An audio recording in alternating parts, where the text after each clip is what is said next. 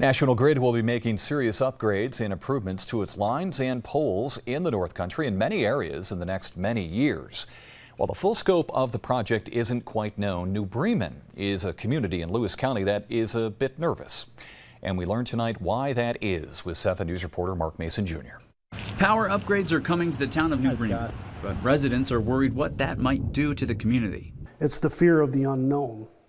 You know, people in this community, I'm included, we don't adapt to change well. Worry arose after National Grid assessors were spotted in New Bremen, marking certain roads and asking property owners if the company can assess their property. Since then, speculation has come up that National Grid could be interested in some of that property. I have been privy to one county meeting and where this project was discussed. National Grid did, they have said they are looking into this and this project, and I just hope that the residents know that we're looking out for their best interests here in the town and also the county. When 7 News interviewed the deputy town supervisor, more than a dozen residents showed up.